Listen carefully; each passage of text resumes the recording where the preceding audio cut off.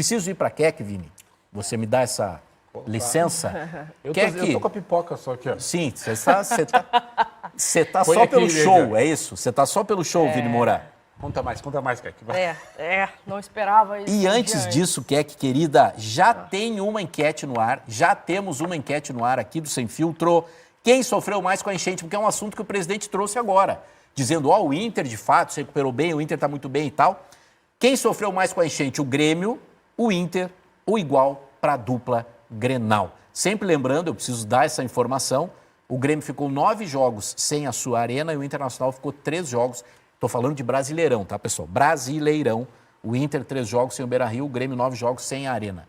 Já o Rodrigo Oliveira está com a gente. Pode jogar o Rodrigo no telão, por favor, Beto Funk. Mas, Keck, você torcedora, né? Ali no meio da semana recebe a informação, você até mandou no nosso grupo, o Guerra vai falar, e aí vem essa entrevista. Achei bem forte, primeiro de tudo, a entrevista do presidente. Me preocupa um pouco um clima tenso antes de um jogo decisivo do Grêmio contra o Cruzeiro. Se o Grêmio ganhar amanhã, acho que a gente se livra, pelo menos virtualmente, né, da situação do rebaixamento. Acho que o presidente tem todo o direito de se manifestar quando, né, é trazida uma informação como essa, que é uma informação forte também, de que o Bright White teria ido à sala dele para reclamar de algumas situações do treinamento, mas eu acho ruim quando o presidente ofende um profissional. Eu acho que ali ele se perdeu um pouco quando passa para uma ofensa. Não precisava ter usado palavras tão fortes para se dirigir ao colega de imprensa, mas acho importante que o presidente se manifeste quanto a uma informação como essa, porque se a gente for ver nas redes sociais durante o dia inteiro, só se falou nisso. E eu, como torcedor, eu esperava, sim, uma manifestação do alto escalão da direção do Grêmio. Só acho ruim quando passa para uma ofensa, aí eu acho que já não é legal para um cargo tão importante como o presidente ocupa. Claro, não, isso eu entendo, da liturgia do cargo, como se fala, né? O presidente é o presidente e tal. Só que é o seguinte, você é presidente do Grêmio, hein, Vini? Imagine, Keck Rodrigues é presidente do Grêmio, Futebol Porto Alegrense, um clube centenário. Aí você recebe no seu WhatsApp ou no seu mailing, ou enfim, alguém chega com que deve ter o corte de uma mentira. Ou melhor, que ele acha que é uma mentira. Você faz o quê? Não, olha, eu ia espinafrar, mas para os meus colegas de trabalho, para alguém da minha família ou algo do tipo, porque eu sou uma pessoa bem esquentadinha também. Mas nos microfones eu acho que a gente tem que ter cuidado com o cargo que a gente ocupa. Ele está falando, o Alberto Guerra CPF, tudo bem, mas o Alberto Guerra presidente do Grêmio, eu acho que ele tem que ter um cuidado com as palavras e não foi nem um pouco elegante. Eu não esperava isso do presidente. Mas há a informação, entre aspas. O que você acha dessa informação? O centroavante vai na sala do presidente, bate aqui, ó. Eu vou te dizer presidente, eu posso fazer umas reclamações, umas ponderações? Feedback? Quando eu vi essa notícia hoje, eu respeito o Diogo, mas assim, eu fui atrás de algumas fontes que eu tenho também.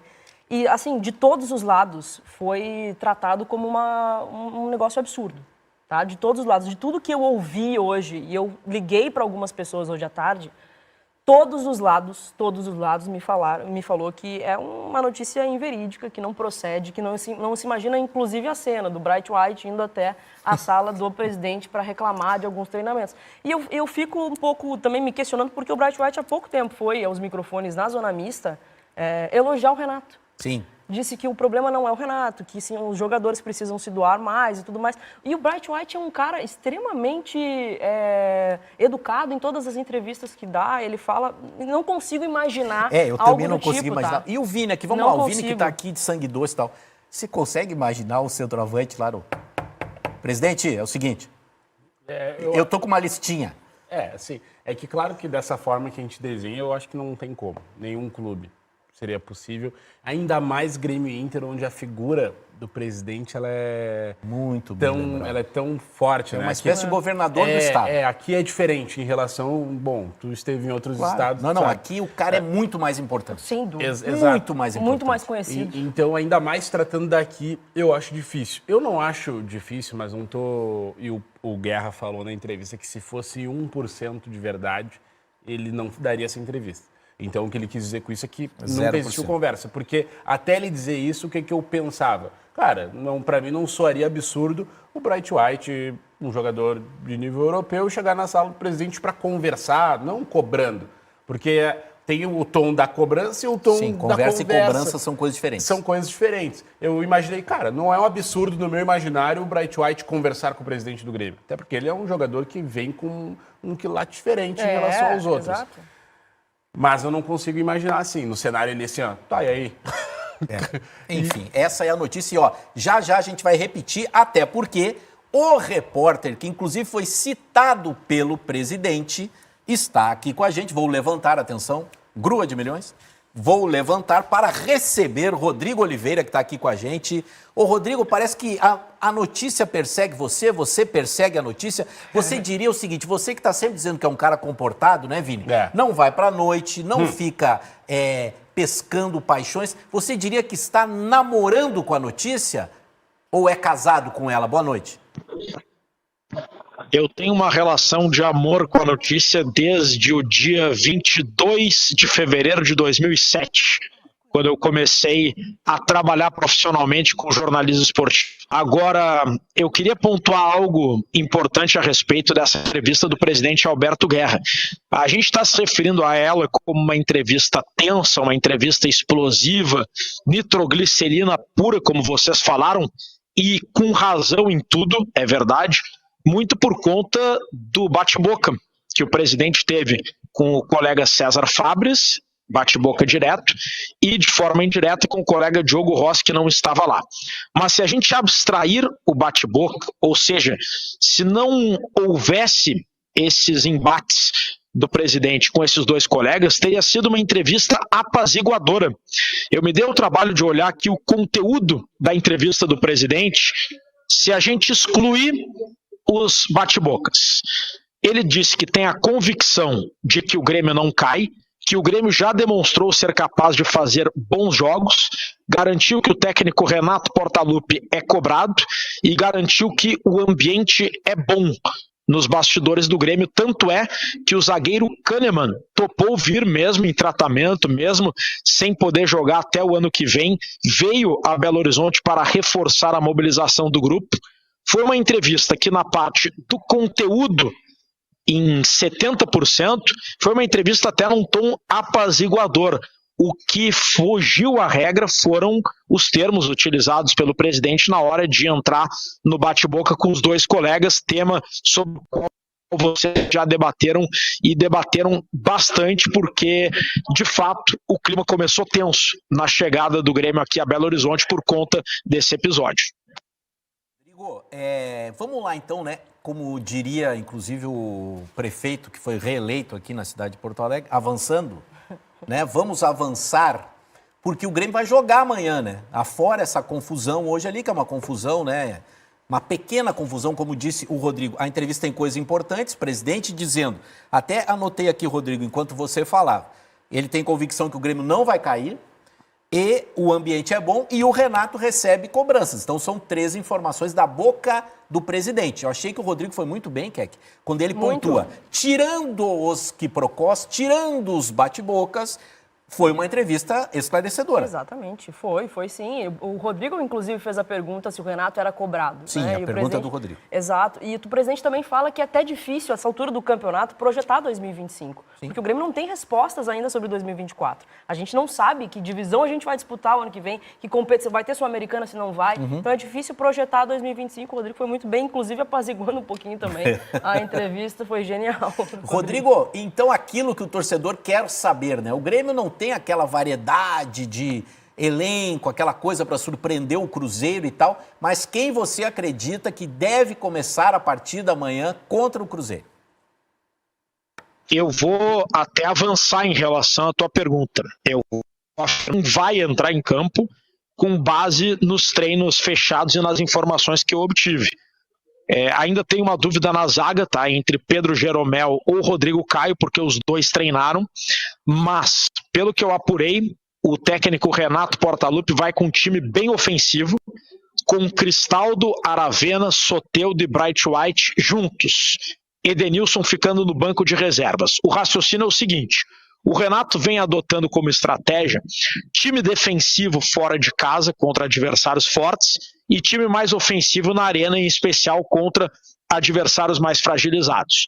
O jogo de amanhã é fora de casa, é verdade, Mas o Cruzeiro vem fragilizado pela derrota na final da Copa Sul-Americana, mas muito mais do que isso, porque o Cruzeiro vem em um mau momento. Com o técnico Fernando Diniz, são 11 jogos e apenas 2 vitórias, e o time vem jogando mal. Soma-se a tudo isso o fato de que o Grêmio, ganhando, praticamente afasta o risco de rebaixamento. Deixa eu olhar aqui na televisão, aqui do saguão do Hotel Ouro Minas, está 0-0, Fluminense e Criciúma. Se o Fluminense e o Grêmio ganham amanhã, a distância do Grêmio para o primeiro que cai pode ser de 6 pontos, porque o Criciúma tem 37. Se terminar a rodada com o primeiro que cai, sendo o Criciúma com 37, o Grêmio que tem 40 ganhando vai a 43 e abre 6 pontos do primeiro que cai. Tu abrir 6 pontos do primeiro que cai, faltando 3 jogos, isso é virtualmente, tu tá fora do rebaixamento. Então, o Grêmio, ao que tudo indica, vai jogar de forma ofensiva para apostar na vitória e acabar com esse suplício quanto antes.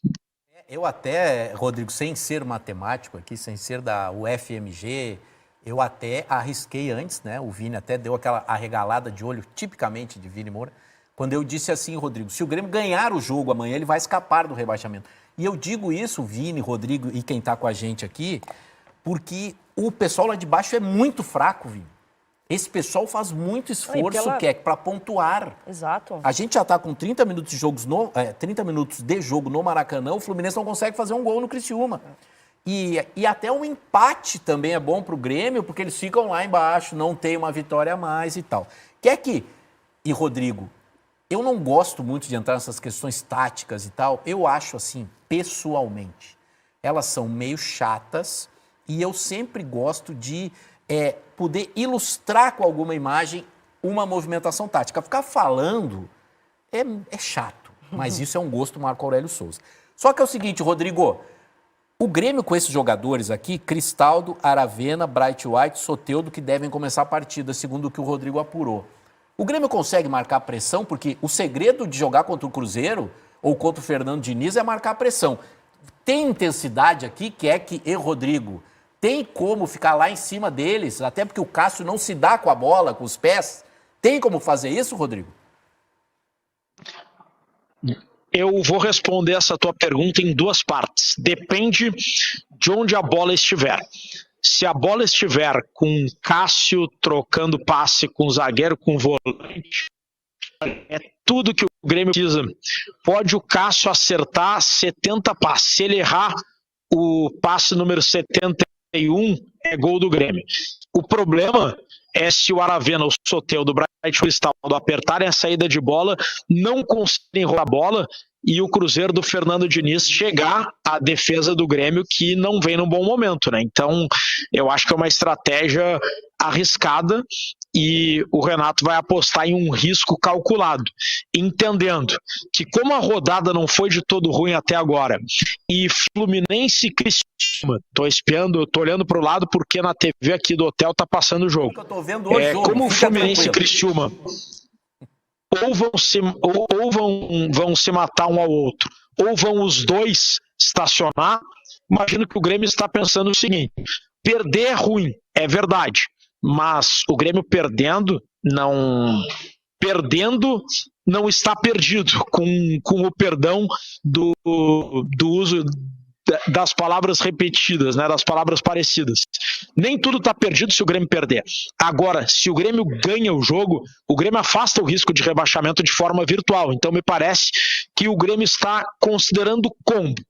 Uma vitória vai dar um ganho muito grande. O Cruzeiro agilizado. E outra, a estratégia defensiva utilizada pelo Renato contra Fluminense e Palmeiras não deu certo. Tudo bem que o Renato disse na entrevista coletiva depois desses jogos que gostou e tudo mais, mas vendo o jogo, principalmente contra o Palmeiras, não deu certo.